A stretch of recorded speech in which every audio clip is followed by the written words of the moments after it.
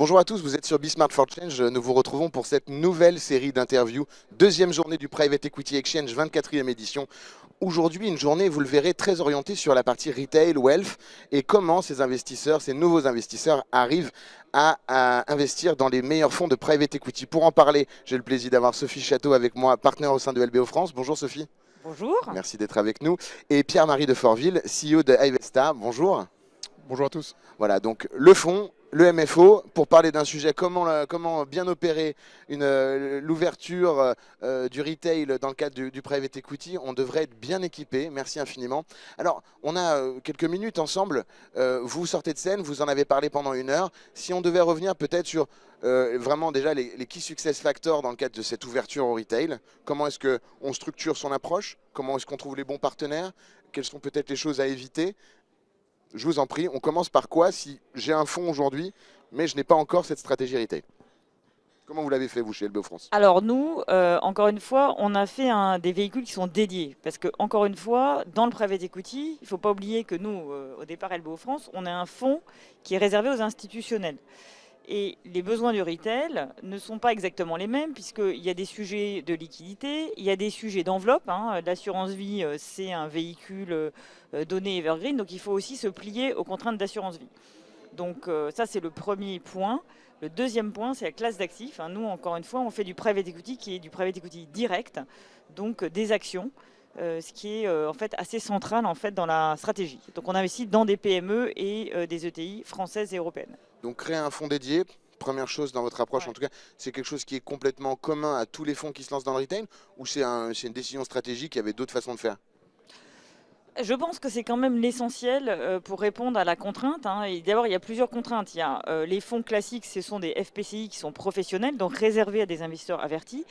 On dit minimum 100 000 euros, mais c'est vrai que dans la pratique, c'est plutôt 2-3 millions d'euros comme ticket, donc c'est pas vraiment accessible.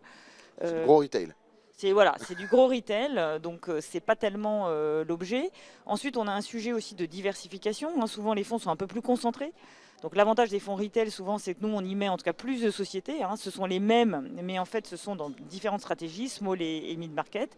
Et ensuite, quand on va descendre dans un véhicule assurance vie, encore une fois, il faut aussi pouvoir, comme le fonds est ouvert quand même tout le temps pour la souscription, gérer un peu cette poche de liquidité qui est aussi une autre stratégie. Donc oui, des véhicules dédiés, pensés pour le retail et adaptés au retail.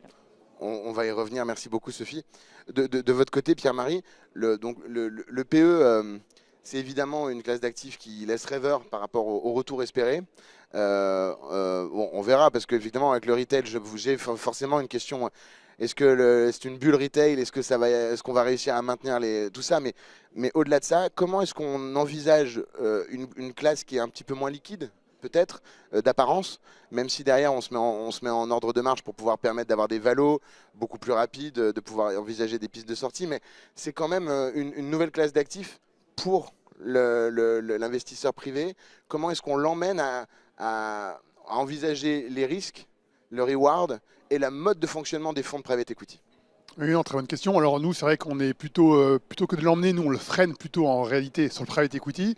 Mais c'est une spécificité d'Ivesta Family Office, puisque nous on a une clientèle qui a 90% composée d'entrepreneurs de première génération. D'accord. Et donc on a 100 clients pour 6 milliards d'euros, qui sont 20% des start-upers et 60% à peu près des entrepreneurs de PME ou d'ETI sous LBO ou pas.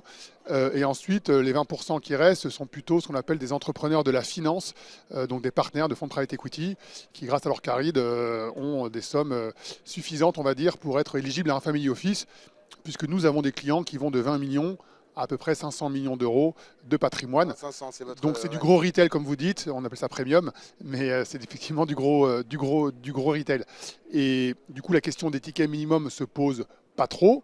Elle se pose néanmoins parce que de plus en plus de très bons fonds ont des tickets d'entrée minimum de 10 millions, 20 millions souvent aux États-Unis.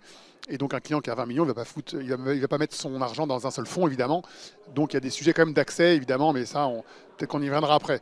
En tout cas, chez nous, le maître mot, évidemment, de la phase actuelle de private equity, c'est la sélectivité par rapport à une crainte, peut-être, légitime d'érosion des TRI. Quand je dis érosion des TRI, ça reste très bon. C'est-à-dire qu'aujourd'hui, nous, on pense que le spread entre les marchés cotés et le non coté va peut-être se réduire, mais il va rester largement en faveur du private equity, en contrepartie d'une illiquidité. Ce qui est vrai, c'est que la classe d'actifs a commencé un peu avant, mais en tout cas, il y a 20 ans, elle pesait 700 milliards d'euros d'encours dans le monde, le private equity. Aujourd'hui, c'est 12 000 milliards. Donc la classe d'actifs, elle a fait... On a même entendu 15 000 milliards. Mais bon, Ça dépend ce que vous mettez dans le private equity. Bien Moi, sûr. je parle equity, venture, LBO, growth. Donc ça fait 12 000 milliards à l'échelle du monde. Après, si on rajoute private debt, etc., Et sur vos 6 milliards, combien sont exposés au PE?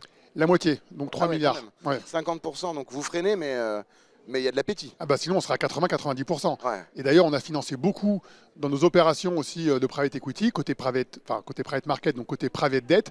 On a financé beaucoup de single family office qui, eux, sont exposés parfois à 90%, plus même 99% en private market. Et pendant le Covid, pendant la crise, il y avait eu des besoins de liquidité et on a financé des bridges en private debt parce qu'ils n'avaient pas de liquidité. Donc, mais effectivement, on les freine parce que c'est des gens qui ont gagné leur patrimoine sur le private equity avec leur société de non cotée.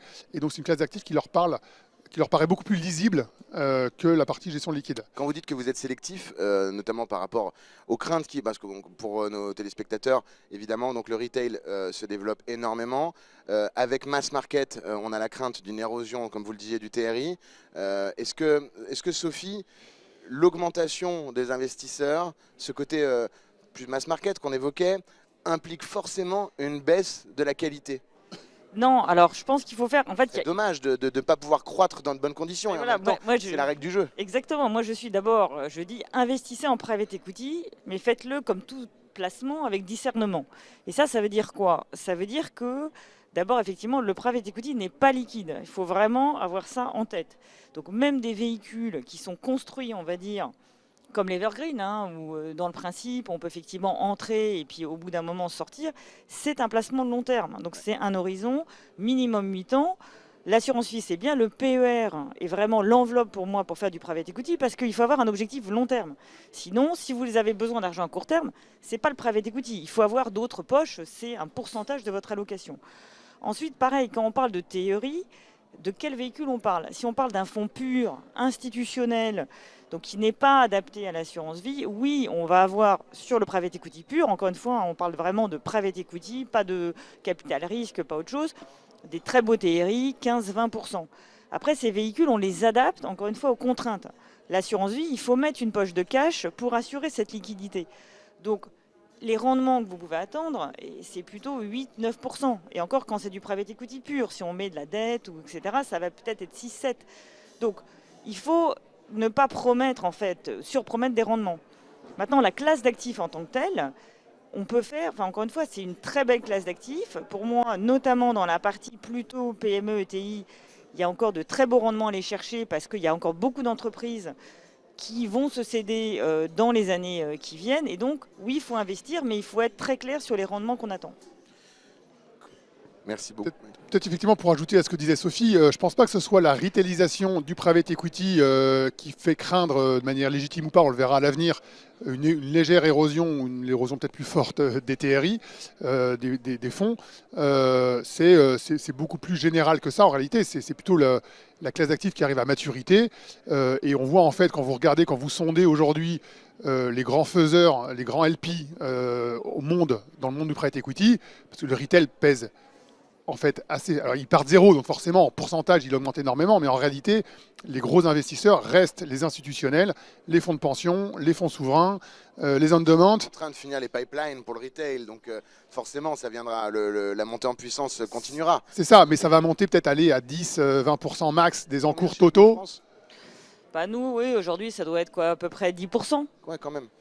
Mais on garde, enfin, ce que je veux dire, ça c'est important parce que c'était une question qu'on posait. On fait pas, et ça c'est important aussi, c'est que nous on dit pas, bah tiens, cet investissement-là, c'est pour le retail, donc entre guillemets, on va donner le truc moins bien, et le reste c'est pour les institutionnels. Ce sont les mêmes deals qu'on alloue, donc ça c'est très important. Donc quelque part. Véhicules différents, mais même stratégie. Exactement. Et donc c'est même équipe d'investissement, donc on a autant de rigueur en fait pour chaque investissement, puisqu'encore une fois ces investissements ce sont les mêmes pour les institutionnels. Ça aussi, c'est important. Pierre-Marie, pardon. Non, je disais qu'effectivement, donc en fait, la classe d'actifs, quand on sonde aujourd'hui tous les institutionnels qui sont 80%, 90%, ceux qui font les investissements dans les fonds de private equity, tous, dans les 5 prochaines années, vont augmenter leur exposition à la classe d'actifs. Donc c'est pas comme s'il y avait un retrait du monde institutionnel et une augmentation du monde retail. C'est tout le monde en fait qui investit de plus en plus dans le private equity parce qu'il y a de plus en plus d'argent dans le monde aussi et que donc il faut chercher des canaux de diversification dans le côté et dans le non-côté. Et donc, sur les instituts, on est coincé avec deux, trois choses. Le fait que, d'abord mécaniquement, dans le camembert d'un LP, dans sa stratégie d'investissement, le PE a augmenté si le real estate s'est cassé la figure en termes de valo. Donc de fait, si j'ai un mandat pour faire 10 points de private assets, je me retrouve avec une surexposition. Donc ça, il faut le régler. Puis il y a aussi, je pense, Sophie, puis c'est intéressant pour les investisseurs, il y a aussi le fait de commencer à remonter un peu d'argent. Et on a quand même dans les soutes 20, 21, 22 avec des... voilà, c'est pas votre faute à un acteur ni à une industrie. On est sur un marché de 3-4 ans qui était haussier à mort. On était sur des deals relutifs en build-up. C'était la folie. On adorait faire des 15-20 fois. On pouvait mettre un peu de levier. Aujourd'hui, le contexte est différent. La top line, on le sait. La perf, je pense que les fonds ont bien travaillé depuis 3 ans, mais la top line est très difficile à atteindre dans les BP. Donc, on a dans la soute pas mal de parts qu'il va falloir commencer à sortir, trouver le moment de le faire pour commencer un peu à rendre aux LPs et qu'ils reviennent. Oui, alors évidemment, je pense qu'aujourd'hui, c'est très bien parce que ça veut dire qu'on est sur des choses très terre à terre, hein. On dit, voilà, ce qui compte, c'est pas la valorisation, c'est le cash que vous rendez parce que là, c'est effectif, quoi. La sortie, on connaît la valorisation. Mais encore une fois, c'est une question de sélectivité. On voit bien que sur le marché, on va dire, du mid-market, si on a bien choisi ces sociétés, on sort les sociétés. Nous, on a fait pas mal de sorties, de très belles sorties ces 6-12 derniers mois. Et parce qu'encore une fois, je pense que ces sociétés-là, hein, donc françaises et italiennes, hein, le marché italien est un marché qui aujourd'hui marche très bien hein, sur la PME, très beau marché, et parce que ça fonctionne. Donc encore une fois, c'est aussi une question de choix du gérant et de sélectivité.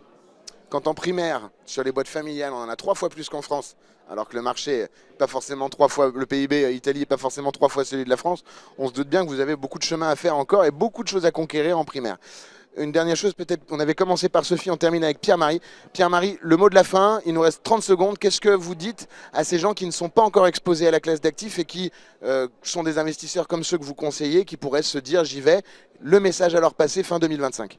Ouais, non, comme le disait Sophie, effectivement, c'est avoir le temps pour soi, pour le private equity, et ne pas chercher, je pense, des solutions de private equity travesties en liquide, parce que ça, en fait, c'est une dénaturation pour moi de la classe d'actifs, et donc c'est ça qui vient ensuite mettre du sable dans les rouages.